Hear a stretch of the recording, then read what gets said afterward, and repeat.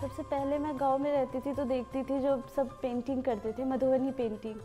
तो मैं देखने के लिए इतनी एक्साइटेड होती थी, वो भी देखने को नहीं मिलता था गांव में, क्योंकि जो करते थे वो छुपा के रखते थे अपने पास।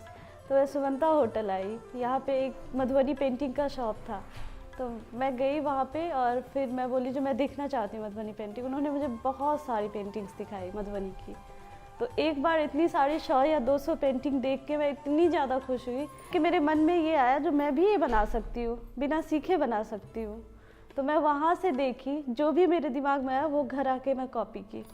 फिर ऐसे ही कॉपी की और खुश हो गई, मधुबनी पेंटिंग मुझे आती है। फिर ग्रेजुएशन करने के लिए आई महिला कॉलेज, फिर मिथिला आर्ट इंस्टीट्यूट था और मेरे गांव की 2 लड़की वहाँ से एंट्रेंस पास की थी और सीख रही थी। मेरी दोनों सिस्टर ही थी, तो उन्होंने बताया जो एंट्रेंस के थ्रू जाया जाता है। फिर यहाँ से 2 साल की कोर्स की, तब तो फिर मैं मधुबनी में ही आ गई। नहीं तो पहले मैं पढ़ाई में थी, मधुबनी तो शौक से कर लेती थी। इतना यहाँ पे मन लगने लगा, फिर मैं मधुबनी पेंटिंग यही करने लगी। फिर मैं ज्योग्राफी पढ़ती थी, तो ज्योग्राफी से रिलेटेड बहुत चीज़ें जो भी मैं पढ़ती थी, पढ़ाई के वक्त भी मेरे माइंड में वही सब चलता रहता था। तो जैसे ग्लोबल वार्मिंग वाला सब्जेक्ट हुआ, और फिर केवल मैं गांव से जुड़ी नहीं रह गई ना, फिर मैं जब मैं पढ़ाई करती थी तो पूरे वर्ल्ड के बारे में पढ़ती थी, हर जगह के बारे में सोचती थी, और न्यूज़ चैनल इन सब से काफ़ी लगाव था।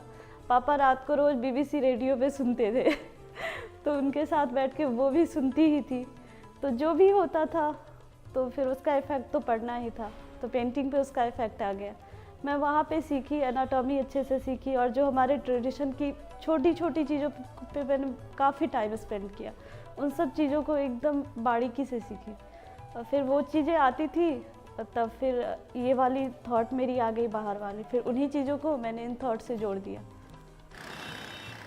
जब मैं दिल्ली आई तो एक गाँव के माहौल से बिल्कुल ही अलग था, और मेरा नेचर मेरे हस्बैंड से बिल्कुल ही नहीं मिलता था। मैं जो भी सोचती थी ना, एकदम उसका उल्टा वो सोचते थे। तब ऐसे में मुझे बहुत बड़ा झटका तो लगा ही था, जो अब मैं कैसे फेस करूँगी। हमारी सोच ही जब नहीं मिलती है तब कैसे लाइफ चलेगी, और कैसे मेरा जो सोच है कैसे मैं अपनी पेंटिंग्स को आगे बढ़ाऊँगी, क्या करूँगी। लेकिन फिर धीरे धीरे 1 साल तो लग ही जाता है एक दूसरे को समझने में। मुझे भी उन्हें समझने में 1 साल लग गए। उसी तरह जैसे जैसे मेरी पेंटिंग्स मेरी फीलिंग्स से जुड़ी हुई है, जो भी मेरे अंदर होता है, जो भी मैं अपने अंदर फील करती हूँ, वो मैं पेंटिंग पे डाल देती हूँ। तो 1 साल के अंदर जितनी जो भी मेरे अंदर फीलिंग्स हुई, जो भी मैं सोचा करती थी, जो भी यहाँ के लाइफ स्टाइल देखती थी, वो गाँव के लाइफ स्टाइल से बिल्कुल अलग था। सब कुछ रहन सहन सब कुछ अलग था।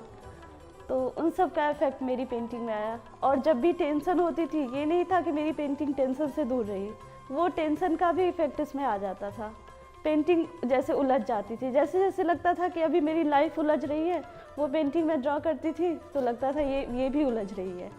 फिर धीरे धीरे अब फिर लग रहा है कि अब जैसे सब कुछ अब एकदम ये सब कुछ घुल-मिल सा गया है, अब सब कुछ सही हो गया है। अब वो भी बहुत अच्छे से जानने लगे हैं मेरे हस्बैंड, और मैं भी उन्हें जानने लगी हूँ, और मैं दिल्ली को भी जानने लगी हूँ।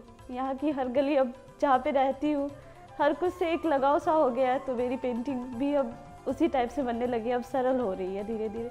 मुझे 6 महीने से अपनी पेंटिंग्स में ये लग रहा है कि फिर वही जो मेरी पुरानी वाली थी ना, उसी में कुछ और नया जुड़ के एक अलग सरलता आ रही है मेरी पेंटिंग में।